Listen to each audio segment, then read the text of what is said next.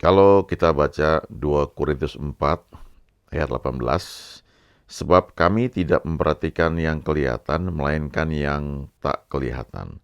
Karena yang kelihatan hanya sementara, sedangkan yang tak kelihatan adalah kekal. Paulus ini kalau kita baca ayat-ayat sebelumnya, dia cerita bagaimana dia menghadapi banyak tantangan, kemudian dia dibawa ya untuk bergantung kepada Tuhan, tidak mengandalkan apa yang dilihat oleh mata secara jasmani, tidak mengandalkan kekuatan manusia, tapi percaya pada apa yang Tuhan janjikan. Dan itu hanya bisa ditangkap, dilihat lewat mata iman. Makanya dia katakan di sini, yang diperhatikan itu yang tak kelihatan. Artinya itu dia menggunakan mata iman ya, atau mata dalam dunia roh, melihat dalam alam roh itu satu kebenaran, firman Tuhan, apa yang Tuhan janjikan. Dan itu sifatnya kekal. Lalu ketika itu yang dipercaya, dipegang, maka pada saatnya itu akan menjelma ke dalam dunia fisik. Ya, dunia fisik itu artinya ya yang tersentuh oleh indera kita, ya, oleh panca indera kita. Dilihat oleh mata, didengar oleh telinga, atau dikecap oleh lidah, atau dirasa dengan kulit kita, ya, atau dicium dengan hidung kita. Nah, itu sudah masuk sesuatu yang di alam fisik. Tetapi Paulus bilang itu semua sifatnya sementara. Jadi ada satu prinsip yang bisa kita pegang ya. Kalau kita menghadapi situasi apapun di dunia ini, kita bisa percaya pada apa yang Tuhan janjikan, yang Tuhan pegang. Memang butuh waktu, butuh proses. Saya ingat ada seorang hamba Tuhan, ketika ayahnya itu sudah kritis di rumah sakit, dan menurut dokter dari data-data medis nggak akan sembuh, dan bahkan dalam hitungan hari atau jam ya sudah akan meninggal. Tapi anaknya hamba Tuhan yang memang belajar dan mengajarkan tentang iman berkata bahwa terserah kepada ayah. Dia bilang ayah sudah terima Tuhan Yesus, jadi sudah jelas ya kalau meninggal akan kemana, karena ada Yesus dalam hati ayah.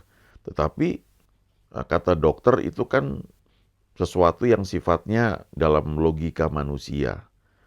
Ada kebenaran yang lebih tinggi dari apa kata dokter atau kata sesuatu yang disampaikan oleh kemampuan otak manusia. Itu adalah janji Tuhan, kebenaran firman Tuhan. Kalau ayah masih mau hidup, mau sembuh, ayo sepakat dengan saya, karena ada kebenaran yang lebih tinggi sifatnya, yang sifatnya kekal, itu akan mengubah fakta yang sedang dihadapi di dunia fisik ini. Lalu ayahnya berkata, ya saya mau. Ya. Lalu mereka berdoa sepakat, dan ayahnya itu sembuh, masih hidup itu 15 tahun lagi. Ya. Waktu masa 16 tahun itu kadang-kadang ada serangan lagi, ya, serangan penyakit, ya, dan sembuh lagi sampai suatu ketika ayahnya bilang enough ya, sudah cukup, saya mau pulang aja. Ya. Kadang-kadang ada rasa letih gitu, mungkin juga karena dia merasa sudah waktunya, ya, dan akhirnya ya memang kembali ya ke surga kepada Tuhan. Tetapi sudah melewati 15 tahun tambahan dan mengalahkan semua apa kata dokter atau apa kata ilmu pengetahuan. Jadi Paulus bilang bahwa yang kelihatan ini atau yang dapat ditangkap oleh panca indera itu hanya sementara. Sementara yang tidak kelihatan, yang ditangkap oleh iman itu adalah kekal. Kita baca sekarang di Roma ya, pasal 4 ini kisah mengenai Abraham. Dikatakan di sini dari ayat 17 ya, seperti ada tertulis, engkau telah kutetapkan menjadi bapa banyak bangsa di hadapan Allah yang kepadanya ia percaya, yaitu Allah yang menghidupkan orang mati dan yang menjadikan dengan firman-Nya apa yang tidak ada menjadi ada. Ya, perhatikan itu ya, kalimat itu ya. Allah yang menghidupkan orang mati dan yang menjadikan dengan firman-Nya apa yang tidak ada menjadi ada. Ayat 18, sebab sekalipun tidak ada dasar untuk berharap, namun Abraham berharap juga dan percaya bahwa ia akan menjadi bapa banyak bangsa. Menurut yang telah difirmankan, demikianlah banyaknya nanti keturunanmu. Imannya tidak menjadi lemah, walaupun ia mengetahui bahwa tubuhnya sudah sangat lemah. Karena usianya telah kira-kira 100 tahun, dan bahwa rahim Sarah telah tertutup. Tetapi terhadap janji Allah ia tidak bimbang karena ketidakpercayaan, malah ia diperkuat dalam imannya dan ia memuliakan Allah. Dengan penuh keyakinan bahwa Allah berkuasa untuk melaksanakan apa yang telah ia janjikan. Karena itu hal ini diperhitungkan kepadanya sebagai kebenaran. Kata-kata ini, yaitu hal ini diperhitungkan kepadanya, tidak ditulis untuk Abraham saja, tetapi ditulis juga untuk kita. Sebab kepada kita pun Allah memperhitungkannya, karena kita percaya kepada Dia yang telah membangkitkan Yesus Tuhan kita dari antara orang mati. Jadi kita lihat di sini ya beberapa hal bahwa di ayat 17 Allah itu tidak hanya menghidupkan orang mati, tetapi dia juga menjadikan dengan firman-Nya apa yang tidak ada menjadi ada. Kalau baca terjemahan bahasa Inggris, ya beberapa terjemahan itu menunjukkan bahwa Allah itu atau Tuhan itu memanggil sesuatu yang tidak ada itu seolah-olah sudah ada. Nah, sebenarnya apa yang dia panggil itu? Ya, dikatakan di sini kan menjadikan dengan firman-Nya. Firman-Nya itu membuat apa yang tidak ada itu menjadi ada. Dalam bahasa Inggris itu dikatakan Allah itu memanggil apa yang tidak ada itu seolah-olah sudah ada. Jadi sebenarnya sudah ada di dalam dunia roh itu, lalu dipanggil keluar untuk menjadi real dalam dunia fisik. Ya. Makanya kalau kita baca di kitab Kejadian pasal 1, pada mulanya Allah menciptakan langit dan bumi belum berbentuk dan kosong, roh Allah melayang-layang di atas permukaan air. Kemudian berfirmanlah Allah, jadilah terang, maka terang itu jadi. Jadi kalau kita perhatikan itu, bumi belum berbentuk dan kosong, kemudian roh Allah melayang-layang di atas permukaan air. Itu kata melayang-layang itu dalam bahasa aslinya itu ada arti seperti seekor induk ayam sedang mengerami telur. Ya. Telur itu adalah satu benih yang punya potensi untuk menjadi anak ayam, menjadi makhluk hidup. Tetapi untuk itu bisa terjadi perlu dierami, kemudian setelah itu dikatakan berfirmanlah Allah. Ya, berfirman atau berkata atau dia memanggil, dia menyebut ya apa yang sudah ada di alam roh itu, ya dia panggil keluar, jadilah terang, maka terang itu jadi. Nah, ini pengertian seperti ini memang sulit ditangkap oleh otak manusia. Ya. Tapi kalau kita pertama-tama biasanya karena sudah penuh Roh Kudus ya, akan lebih mudah memahami itu. Tapi kemudian mengizinkan ya Tuhan mengajar kita, pertama lewat pemikiran kita itu dibuka, lalu lewat pengalaman. Makanya suka orang berkatakan kuasa perkataan ya. Karena sadar atau tidak sadar, perkataan kita itu seperti menciptakan sesuatu yang tadinya tidak ada menjadi ada. Ya. Hanya dibilang hidup dan mati dikuasai lidah. Siapa suka menggemakannya akan memakan buahnya. Perkataan itu mengarahkan hidup kita. Saya pernah baca beberapa buku yang mengatakan bahwa perkataan itu mempunyai satu frekuensi. Ya, jadi waktu diucapkan frekuensinya itu ya bergetar, ya, ada getaran yang kemudian berhubungan dengan sesuatu yang tidak kelihatan itu dan akhirnya bisa terwujud ya di dalam dunia fisik yang bisa ditangkap oleh indera kita. Ibrani 11 ya, ayat 1 mengatakan iman adalah dasar dari segala sesuatu yang kita harapkan dan bukti dari segala sesuatu yang tidak kita lihat. Ya. Faith is the substance ya, bahan dasar untuk sesuatu yang tidak dapat kita lihat dengan mata jasmani kita. Ya. Iman itu menarik apa yang tidak dapat ditangkap oleh indera kita dari sesuatu yang kita percaya itu ya di alam roh itu menjelma menjadi real di dunia fisik.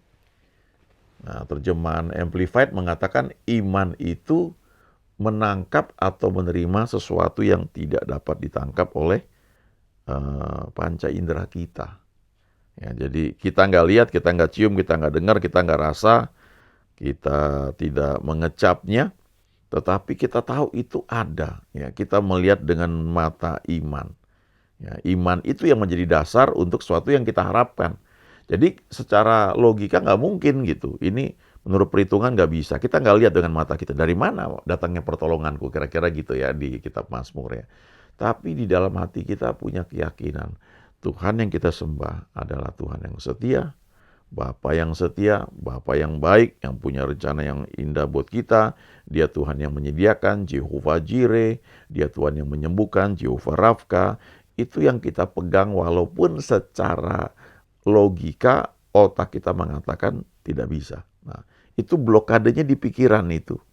Nah, waktu kita akui, kita pegang, kita ucapkan, maka berjalan dengan waktu, itu bisa cepat, bisa lama, ya. Itu seringkali peperangannya di pikiran kita. Maka itu akan terwujud apa yang kita percayai itu. Apalagi kita hidup di perjanjian baru. Efesus 1 ayat 3 berkata bahwa Tuhan sudah memberkati kita dengan segala berkat rohani di alam surgawi. Ya, di dunia roh itu sudah kita diberkati. Legalitasnya sudah. Bagi kita yang sudah terima Tuhan Yesus ya. Nah, perkataan kita itu yang diucapkan dengan penuh kepercayaan itu membuat apa yang ada dalam dunia roh itu terjelma menjadi ke dalam dunia fisik.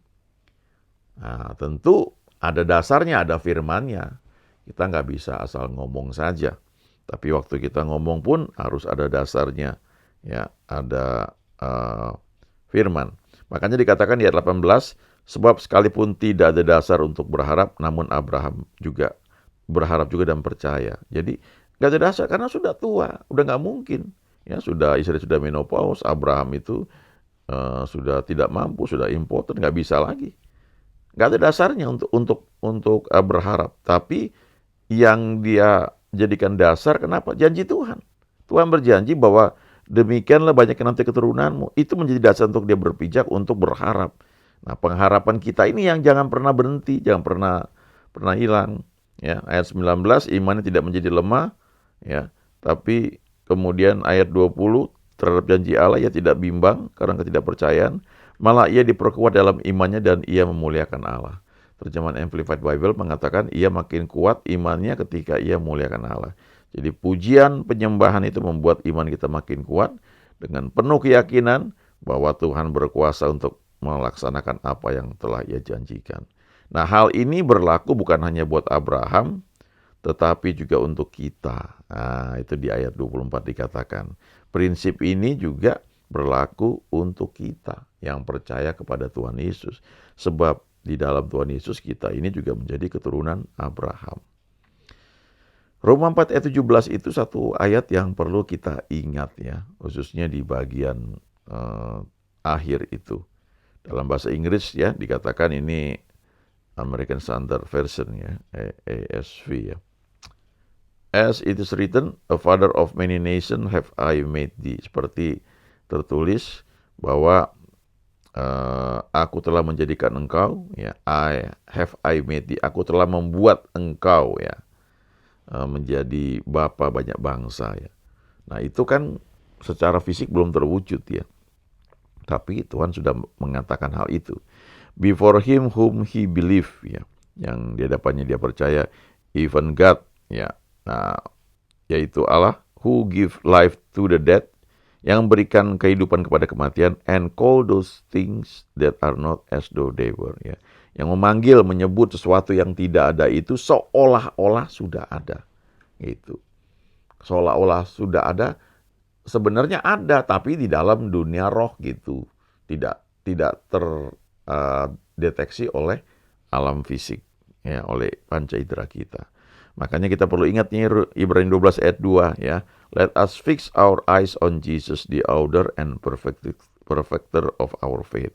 Mari kita fokus kepada Yesus ya, the author ya, pengarang yang memberikan inisiasi ya, memberikan dorongan sehingga iman itu muncul.